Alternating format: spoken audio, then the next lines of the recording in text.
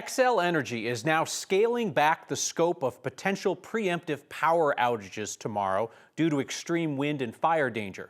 From 500,000 Coloradans on the Front Range possibly impacted, down to about 50,000 people in the foothills. Let's take a look at the map.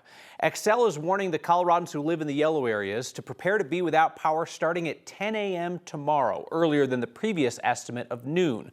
So this is parts of Boulder, Clear Creek, Jeffco, Larimer, and Weld counties. Our Spencer Soisher looks at whether Xcel's move is prompted by liability concerns following its massive payout after the Marshall Fire.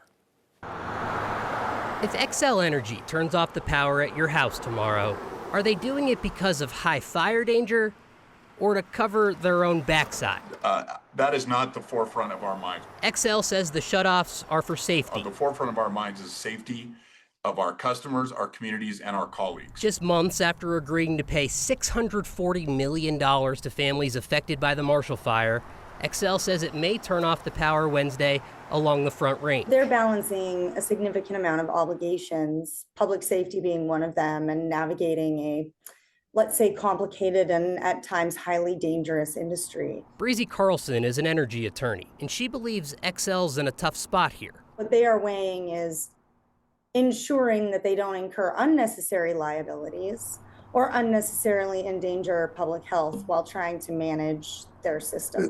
There's really no way to draw a line between corporate responsibility and an admission of liability in a situation like this. 9 News legal analyst Scott Robinson thinks the 640 million reasons to turn off the power are certainly in mind for Xcel's legal team, but agrees with Carlson. A cynic would see this as a way to protect Xcel from future lawsuits, but it also could be seen more as a demonstration of corporate responsibility than an admission of legal liability. Xcel made that settlement payment while not admitting wrongdoing, and while both attorneys think public safety is the driving factor here, money still talks. Liability could be involved. I'm sure the legal team for Xcel is worried about potential liability, as well they should be. After all, Xcel paid out a lot of money to the victims of the Marshall Fire. But let's face it, it's the right thing to do. Xcel has previously said the majority of the $640 million settlement will be paid for with insurance and promised the rest of it wouldn't be paid by raising people's rates, Kyle. But obviously, like we saw a couple minutes ago, they've drastically scaled back what they're planning to do for tomorrow. For some people, power off for 6-12 hours could be an inconvenience. For other people, that could be life-threatening if they have medical devices, things like that. Right, and part of their new agreement with the state is they've got to give some sort of advance notice and start tracking where people are who may be vulnerable and may not know what their plan is going to be 3 days out if there is a power outage. All right, Spencer Soisher, thank you. So Xcel has its own meteorologists that assess the wildfire risk. I mean, credit to them, they're being pretty clear about the criteria that would lead to a preemptive power shutoff tomorrow. So if they decide to go on vibes, we're going to be able to see that and ask about it. It's an option of last resort, if you will. We do not take this decision lightly. This is an extreme criteria where we're seeing 97th percentile winds. We're seeing relative humidity that is in a very, very small percentage of the days that we see here in Colorado. And you kind of mix that together and we're seeing extreme wildfire. So let's bring in our meteorologist, Chris Bianchi, to talk about this. So they're talking about 97th percentile on winds and also a narrow range on relative humidity. That allows you as a meteorologist to look at what we're expecting tomorrow and talk about how likely this is to happen. Correct, Kyle. And so when we're talking about 97th percentile, to also be clear about that, we're talking about that means once in 30 years. That's a very, very pretty dangerous threshold. That's what we saw at the Marshall Fire. To be transparent about that, that is not what we are expecting for tomorrow, Kyle. And I want to make that clear differentiation right now because I am seeing a little bit of social media hype around that we're expecting perhaps Marshall Fire conditions. That is not the case. In fact, let's show you that kind of comparison right now. Vigilance, not feared. Marshall Fire, roughly 80 to 100 mile an hour winds. Tomorrow, 60 to 80. And also note the shorter shelf life with that time window. Also add in that the majority of that wind will be in higher relative humidity as well. So Marshall Fire, record low soil moisture tomorrow. Remember, it did snow 2 weeks ago, so there is some water within the soil. And then the relative humidity on the Marshall Fire day, about 15 to 20% tomorrow, 20 to 25%. It's probably going to actually be a little bit higher than that as well here. That's really good perspective. And also, I imagine if they're targeting foothills for the highest winds, they might have had a little bit more moisture on the ground as compared to further out on the Front Range. It took a little longer for that snow to melt off there. Yep. So that snow, while here in Denver, it melted off just a few days ago. Out there in the foothills, it melted off probably just within this past weekend. Good news and good perspective. Chris, Yeah. Thank you. Republicans in Colorado are trying to make a political issue out of Xcel's plan to possibly cut power in extreme winds to avoid a wildfire. Their series of claims today range from the logically strained to the absolutely incoherent. Some Colorado Republicans appear to mistakenly believe that high wind power shutoffs are related to green energy policy, as opposed to an attempt to keep Colorado from burning to the ground if power lines fail in the high winds. Congresswoman Lauren Boebert blamed the possible power shutoff on radical environmental policies, calling it California-style insanity imported by leftists, and saying our grid is only getting weaker. The extreme wind shutoff is not related to the type of fuel source producing the power on the grid or the grid's ability to meet power demand. Conservative talk radio host Jeff Hunt referred to the wind-related shutoffs as commie crap, which is baffling and kind of silly given that Xcel is a for-profit company, made $1.9 billion last year, while actual publicly owned utilities on the Front Range, like Longmont and Lyons, are not joining Xcel in preemptive power cutoffs. The Colorado Republican Party said the high wind shutoffs are a reason to flip Colorado from Democratic to Republican control. When we asked them what in the world that meant, the party said the post was a mistake and deleted it. Considerably less hot air coming up in Chris Bianchi's full, more detailed forecast in just a bit. Tina Peters is distancing herself from talk of using force or violence to free her from prison in Colorado. MAGA activist Jake Lang announced that, quote, January 6ers Patriots will be storming in to free Tina, even gave a date. Well, today, Peters' official social media account disavowed talk of a prison break by her supporters. One legal attempt after another to turn her loose has failed, to the point that President Trump issued his ally a legally meaningless pardon last week. Trump can't pardon somebody on state charges. Some of Peters' fellow election conspiracy theorists, even her attorney himself, have talked of using force or violence to free Peters or punish the people keeping her in prison. I think violence is probably the only solution at this point. Are you saying that you believe the president should call out the 101st Airborne? They should go to her prison in Colorado and say, hey, boys, the pros from Dover are here. Back off. We're taking Tina Peters, and we're going to take her today. Do I think that it should be done? For who I am, yeah, I'd love to see that happen. I think all these people should be tried for treason and hung. I think Jared Polis should be hung. Why are we just not getting to the fact where we have military tribunals and 50,000 people that would get rounded up and we can just have a hanging party? Today, Peters soundly rejected the idea of a jailbreak or any violent force against La Vista Prison. And the same day, our Marshal Zellinger went to ask Governor Polis about the safety of corrections workers and other inmates there. And he asked the governor whether he's ever going to bend under the threats and pressure to free President Trump's ally in false claims about election rigging. What have you done to ensure that the state employees and the inmates at La Vista Correctional Facility are safe? Well, first of all, I condemn all violence or any threats of violence that anybody's engaged with in regard to this. Democratic Governor Jared Polis spoke with 9 News for the first time since President Trump signed a pardon for Tina Peters, a pardon that does not erase the state charges that keep her serving her nearly 9-year prison sentence. Have you done anything specifically to that prison hearing threats of force or violence? So our Department of Public Safety monitors online threats.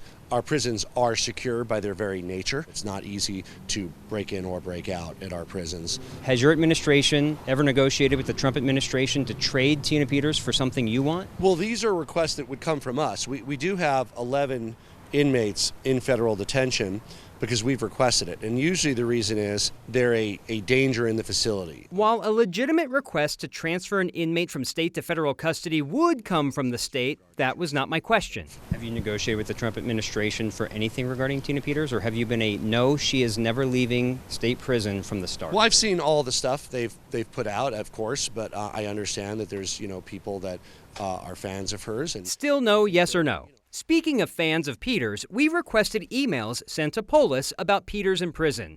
Out of 286 pages of emails, a little more than half call for Polis to keep Peters in custody. Some want her released and are threatening, like the email that alludes to the FBI taking out Polis. Could be a deer that runs out in front of your kid while they're driving, or a blowout. Either way, it will look natural. And then there's the one from a prison in Fort Worth, supposedly from the Tiger King himself. Swap Tina Peters' freedom for mine, Joe Exotic. Polis did name a scenario where Peters could get out if she's dying. If she is very sick or she has cancer or anything like that, we would look at letting her out on mercy, as we would do that for any inmate. As far as I know, she's perfectly healthy and doing fine. She did have cancer in the past. There's many other inmates who have too. For Next, I'm Marshall Zellinger. Let's remember a historic act of political courage in Colorado, as a familiar name around 9 News has his work showcased on a national stage. We saved up money throughout the year to be able to purchase Santa. Before Santa Claus comes by your house, make sure he is HOA approved. A neighborhood takes a stand for big-time Christmas joy. Next. Colorado and California both love to brag about their electric vehicle sales, and now both states are leading a lawsuit against the Trump administration to unlock federal funding for EV infrastructure. That lawsuit, filed on behalf of 16 states, claims the Trump administration quietly cut off grant funding to build public EV charging infrastructure. Funding from the Bipartisan Infrastructure Act back in 2022. These are funds supposed to keep coming for 5 years. For example, CSU only got $1 million of the $8 million they were expecting to build out charging stations along I-25. The lawsuit claims the Trump administration illegally cut off that funding without needed approval from Congress. Meteorologist Chris Bianchi, I have some in-game feedback for you from an ex-viewer. Betsy says Chris did a real public service tonight. His comparison of the conditions Wednesday versus the days of the Marshall Fire was clear, concise, understandable. She passes along her thanks. I think people just, right, they don't want hype. They just want to understand, how does this compare to what we've seen? I appreciate hearing that. Of course, that is the purpose of us, is to warn you. So that doesn't mean don't be vigilant tomorrow, but it's also, I am seeing some stuff. We do live in a social media age where hype does get around, and unfortunately clicks do sell. And it's, I think, our job here to somewhat moderate that tone a little bit. But again, we certainly need to be vigilant tomorrow. We're talking about strong winds, 60 to 80 mile an hour winds. That's not small potatoes for us here, folks. And it's going to be for about 4 to 8 hours tomorrow between 11 a.m. and 6 p.m. Gusts up to 90 miles an hour in the mountains. In the metro area, top gusts around 80 miles an hour. Somewhere in the Boulder Highway 93 corridor, high wind warning. This is from 11 a.m. tomorrow until midnight tomorrow. Now, another thing to keep in mind, notice that time frame, 11 a.m. till midnight tomorrow. I'm going to show you the red flag warning, the fire weather warning for tomorrow. That's a different time period. That's from 11 a.m. till 6 p.m. So the fire danger and the time period that we're really concerned about will be roughly between about 1 and 6 p.m. That's when we have the combination of those strong winds and that higher fire danger through the day. Then relative humidity will increase tomorrow night. Now, so there's that wind. Time it out for you. Winds whipping around, 70, 80 mile an hour winds tomorrow afternoon. In Denver, our peak winds tomorrow evening, and then those winds back off tomorrow night. 7-day forecast, weather impact alert for tomorrow because, of course, of that wind. Then we cool down for Thursday, warming back up. Friday, by the way, more wind for us on Friday as well. May I make a recommendation? Something that is not from our team, but I think is worth your time. It actually involves our former 9 News colleague, Adam Schrager. Remember him? He covered politics here for years. One of the smartest journalists you'd ever meet. He literally wrote the book on former Colorado Governor Ralph Carr and how Carr willingly surrendered any political future when he publicly opposed the internment of Japanese Americans during World War II. Instead, Carr said that those families would be welcome in Colorado. You can catch Adam talking about Governor Carr's courage on a recent episode of Rachel Maddow's podcast, Burn Order. More than 500 residents came from 15, 20, 30 miles away, and the governor jumps right in. He points at them and says, these Japanese are protected by the same Constitution that protects us. An American citizen of Japanese descent has the same rights as any other citizen. If you harm them, you must first harm me. The Burn Order podcast series traces how the federal government made that extreme decision to round up innocent Americans based on their ethnicity and profiles the people who fought to stop it. You can find the episode featuring Adam Schrager linked on Next social media pages or at 9news.com/next. A nonprofit that's keeping kids dancing worries that lost funding will stop the music. And while it was the Grinch that stole Christmas, it was the HOA that tried to steal Santa. Oh, he's a biggin'. That's next. Kids love to dance, but it's also a great way to encourage childhood development. Our Byron Reed has the story of a local group that's been helping keep kids healthy for more than 20 years, but might have to slow down. The art of dance can be powerful. When we brush it off. But for students like 4-year-old Camila Fell, it makes me happy. Dancing takes her to a special place. And I like magical. Fell is a preschooler at Samuels Elementary in Southeast Denver, where students are learning the power of movement. The school partnered with CM Dance. We're also known as Community Minded Dance, a nonprofit that helps build confidence, creativity, and community in students through cutting a rug. It helps with fine motor skills, it helps with math, with paying attention, with balance. Karen Carrasco is the founder and executive director of the group that's partnered with Denver education programs for the past several years. She says due to reduced funding, they're now facing tough times. This is the biggest year of demand in the 15 years that we've been doing the early childhood. I have schools on a wait list that I can't get to. It's a program that parents like Regina Gayton Campos don't want to see go away. It makes me very concerned because I grew up loving theater, loving music. I played the flute in band class in high school, and I really want him to have this inclination towards, like the arts. The hope is that students like Camila will continue to move their feet in a program that can gain strength through the magical support of community. You don't have to be an artist to support the arts. You can appreciate the arts. I really hope everyone will become an advocate for the arts. For Next, I'm Byron Reed. CM Dance currently reaches about 40 classrooms per week across 6 counties, and they estimate that they touch 10,000 students per year. A neighborhood in northern Colorado united to save Santa from an HOA that got Grinchy on him.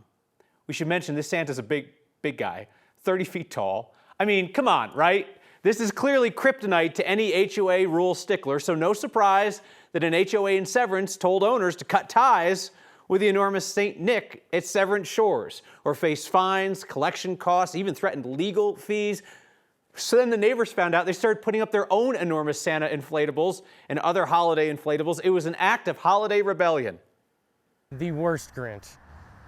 They're trying to steal Christmas, but they're not going to get it. It takes a village is literally what's happening here today. Something as simple as, 30 to 40 foot blow up Santa, bringing everyone together.